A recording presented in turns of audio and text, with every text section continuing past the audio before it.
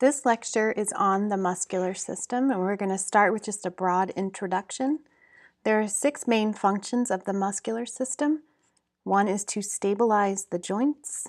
Another is to maintain posture.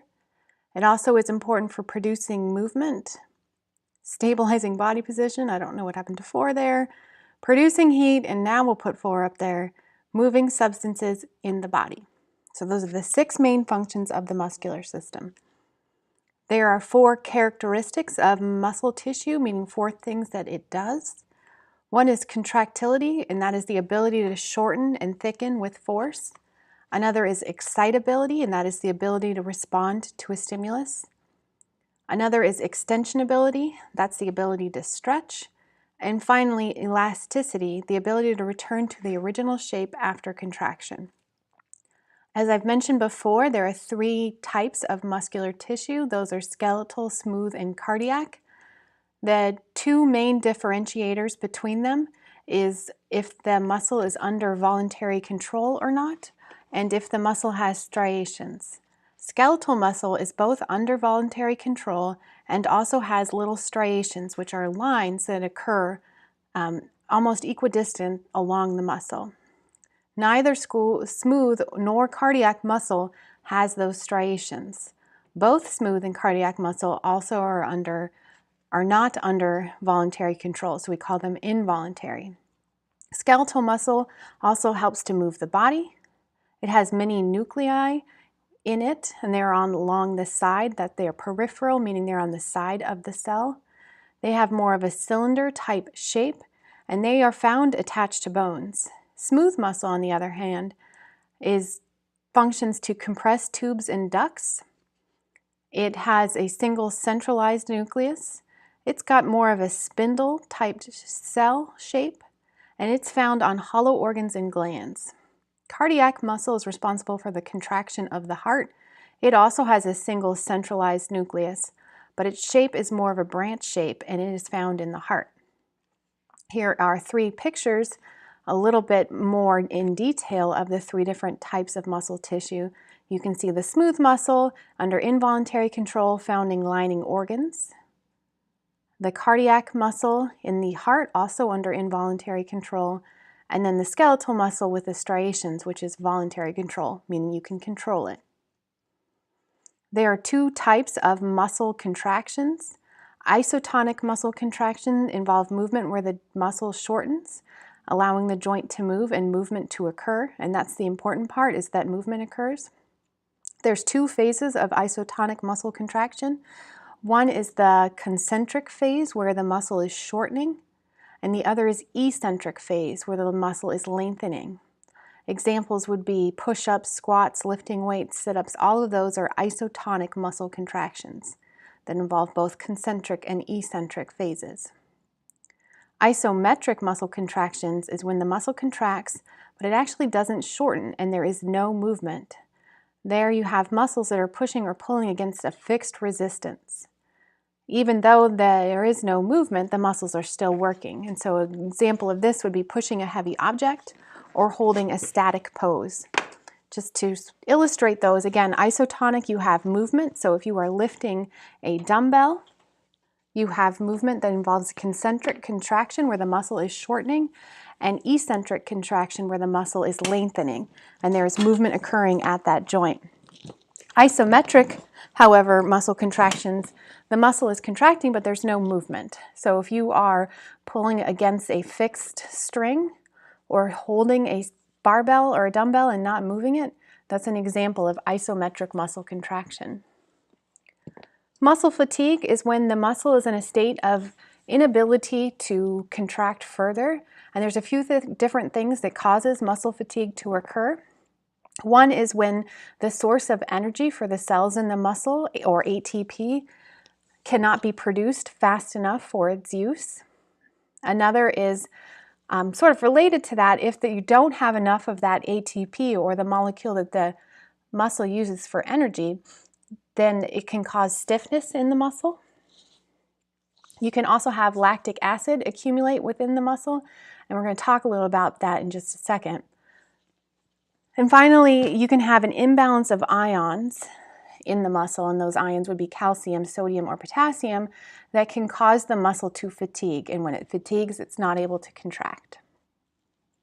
I said we'd get back to the lactic acid that's sort of related to oxygen debt.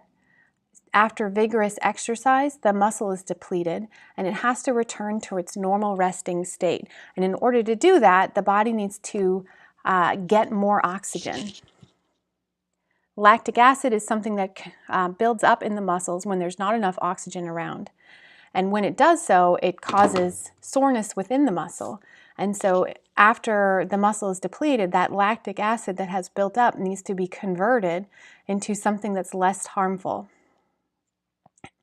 Glycogen, and that is another sort of storage source of energy, has to be replaced, and which would cause more ATP to be synthesized again. So extra oxygen is needed when the muscle goes through oxygen debt.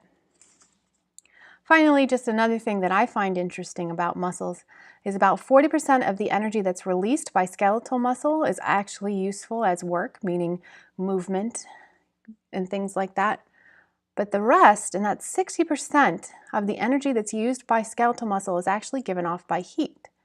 This heat is released, radiating off the skin and sweating. We're going to just go over a couple of key terms when it comes to the muscles in the body, not specifically going over each muscle in the body. To start, we're going to talk about origin and insertion. So skeletal muscles are attached to bones by tendons at each end of the muscle. At the origin, that's the attachment site that does not move during muscle contraction. It attaches to the more stationary bone by the tendon that's closest to the main trunk of the body. The insertion site is where the muscle attaches to the bone that does move during contraction. So it's going to be contracting to the more movable bone further from the body. An example, if we looked at the biceps, the origin of the insertion is closer to the shoulder, actually the scapula, and it will attach to the humerus in the arm. So that's the origin and the insertion. The gastrocnemius, which is your calf muscle, will attach to the femur. That would be the origin. And the insertion is down towards the bottom of the foot. A couple other terms that come up when you talk about muscles is agonist and antagonist pairs. Muscles occur in pairs that are called antagonist pairs. As one muscle contracts, that's the agonist. The other will relax, and that's the antagonist. The agonist is the muscle that provides the major force to complete the movement. It's also been known as the prime mover. The antagonist muscle opposes the agonist muscle, and it's typically the one that relaxes during a movement. So an example here, if you have the bicep, it's contracting to lift a dumbbell. The tricep is the antagonist that actually relaxes to allow that movement to occur. Now this will work in opposite when the arm is extending back out. Now the bicep is relaxing and acting as the antagonist as the tricep contracts. Agonist-antagonist groupings, you have the biceps and the triceps, the muscles in the back and the chest, your abs and your lower back, shoulders and the chest and back area, quadriceps and hamstrings, and then the muscles within the shin and the calf muscles. Finally, just a little bit on muscular system injuries and diseases. There are a number of different types of muscular injuries that can occur. These are all listed here. I'm going to go into a little bit more detail on a couple of these. Muscle strain is when you have a stretching or actually a tearing of a muscle. You can also have a stretching or tearing of the connective tissue, the tendon that attaches the muscle to a bone. That is actually called a sprain. You can have serious muscle tears that actually require surgery. Symptoms typically occur as pain, swelling, muscle spasms, or limited movement. Typically, self-treatment includes some type of anti-inflammatory and also a pain reliever. You can have a grade 1 muscle strain that is just a mild tearing. Grade 2 is moderate, that's a partial tearing of the muscle fibers, and grade 3 is complete tear of the entire muscle. Muscle cramps are also common. These are also called Charlie horses. A muscle cramp will occur when the muscle forcibly contracts and will not relax. That cramping can occur in any muscle that's controlled by voluntary action, and these can be quite painful, and they can last anywhere from 15 seconds to several minutes. Treatment for muscle cramps includes stretching and massage, heat and cold. A big one is avoiding dehydration and also stretching before exercising. Contusions, also known as bruises, are when a blow to the muscle breaks blood vessels near the skin surface, allowing blood to leak into the tissues under their skin and become trapped. Typical treatment for contusions include elevating and ice. Finally, tendinitis is a condition where the tissue connecting the muscle to the bone becomes inflamed.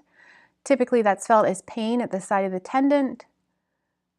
You can also have loss of motion. Treatment involves avoiding activities that aggravate the problem and resting the injured area. Also, icing helps, and anti-inflammatory drugs. There are a number of different muscular diseases as well. I'm going to go into a little bit more detail on a few of them. The first one is muscular dystrophy. This is a genetic disease that causes a progressive weakness and loss of muscle mass over time. The damaged muscles will become more and more weak. Eventually, people with the condition will need a wheelchair. Other symptoms include trouble breathing or swallowing because it affects all the muscles in the body. This condition cannot be cured, but there are some treatments that can help. Medications, therapy, breathing aids, and even surgery can help maintain function, but typically lifespan is shorter. Myasthenia gravis, also called MG, is a weakness and fatigue of muscles that are under voluntary control. Symptoms include a weakness in arms and legs, double vision, and difficulty with speech and chewing. There's also no treatment for MG. There's no cure for MG, but there are some treatments that include medications, therapy, and surgery to help alleviate the symptoms. Finally, fibromyalgia is a disorder where there's widespread musculoskeletal pain and also fatigue, problems sleeping, memory and mood issues. There's not a real good consensus as to the cause of fibromyalgia. Typically, there are some treatments that can help, including medications and stress reduction, and even some anti-seizure drugs seem to be making a difference. That will do it for the muscular system.